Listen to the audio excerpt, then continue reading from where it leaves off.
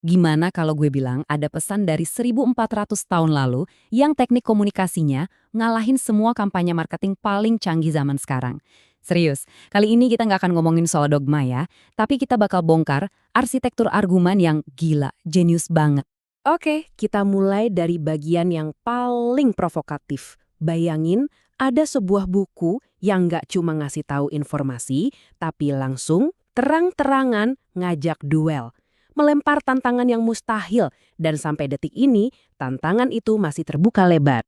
Ini bukan sekedar ajakan minum kopi ya, ini adalah tantangan terbuka buat seluruh umat manusia, buat semua generasi termasuk kita. Dan inilah fondasi dari sebuah argumen raksasa yang dibangun murni di atas logika.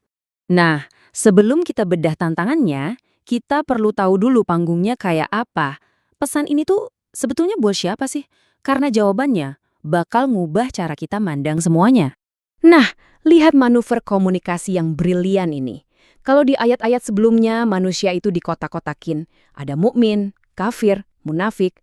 Tiba-tiba, boom, semua label itu dilepas. Panggilannya jadi satu dan universal. Ya ayuhan nas, wahai seluruh umat manusia. Ini kayak siaran pers untuk satu planet, buat kita semua, tanpa terkecuali. Perintah pertama untuk menyembah itu nggak datang tiba-tiba. Ada logikanya. Pakai argumen sebab akibat yang langsung nancep ke akal sehat. Simpel banget.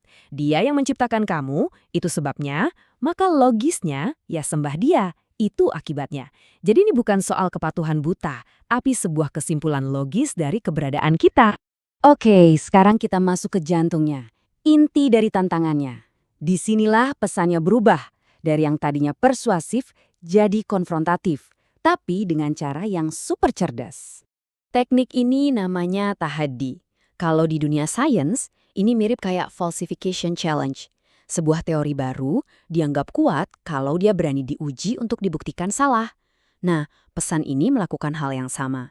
Dia bilang, lo ragu ini dari Tuhan? Lo pikir ini buatan manusia? Oke, buktikan. Coba deh bikin satu bab aja yang selevel. Seluruh klaimnya dipertaruhkan di sini. Dan struktur tantangannya itu super adil. Pertama, dia mengakui kalau ada keraguan. Jadi, skeptis itu diakui sebagai titik awal. Itu wajar. Kedua, tesnya jelas. Buat satu surat yang serupa.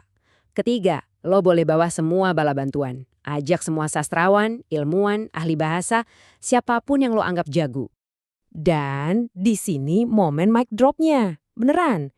Setelah nantangin secara fair, ayat selanjutnya bilang, dan kalian gak akan pernah bisa melakukannya.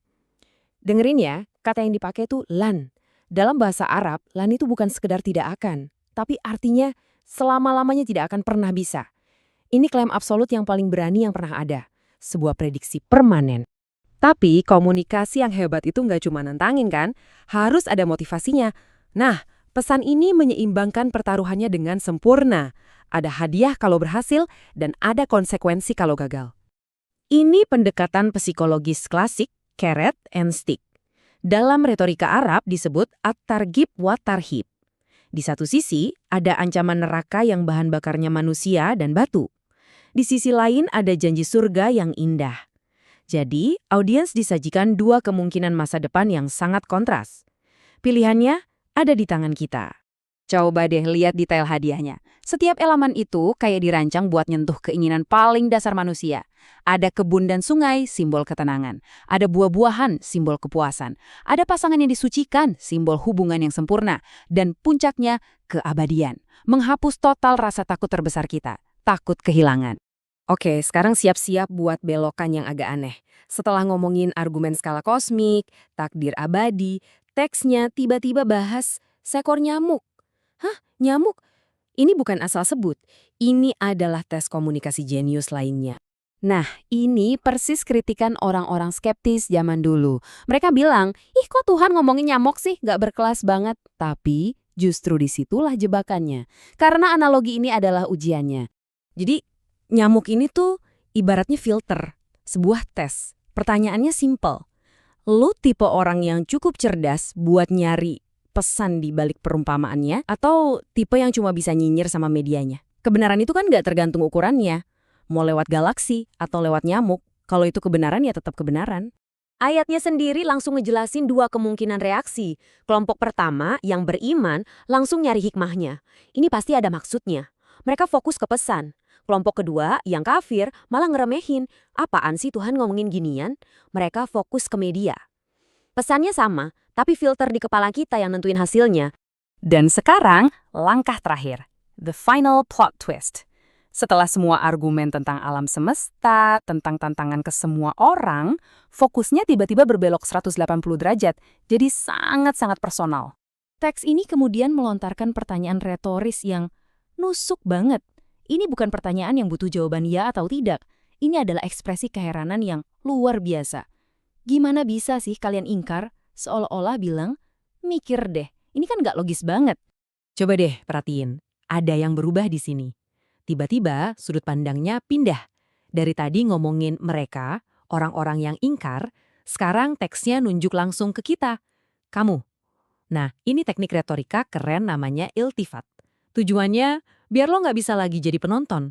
Lo ditarik ke tengah panggung dan argumen ini jadi tentang lo. Personal banget. Dan inilah bukti pamungkas yang diajukan. Bukti yang nggak bisa lo bantah. Karena buktinya adalah diri lo sendiri. Coba lihat siklus hidup lo. Tadinya, lo nggak ada, alias mati. Terus, dia hidupin lo. Nanti, dia matiin lo lagi. Terus, dia hidupin lagi. Dan akhirnya, lo semua bakal kembali ke dia. Lo nggak bisa membantah alur cerita hidup lo sendiri, kan?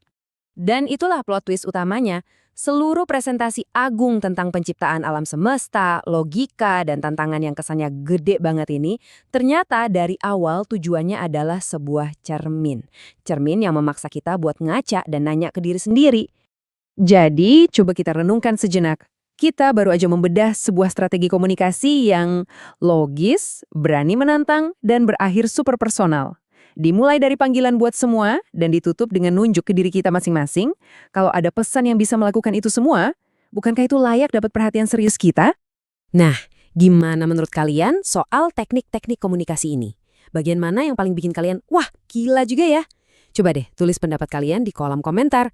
Dan seperti biasa, jangan lupa buat like, share, dan subscribe ke channel Belajar biar kita bisa lanjut bedah hal-hal keren lainnya. Kalau kalian mau gali lebih dalam lagi, semua sumber, referensi, dan penelitian yang kami pakai buat ngebangun kupasan ini, udah kami taruh linknya di deskripsi di bawah. Makasih banyak udah nyimak.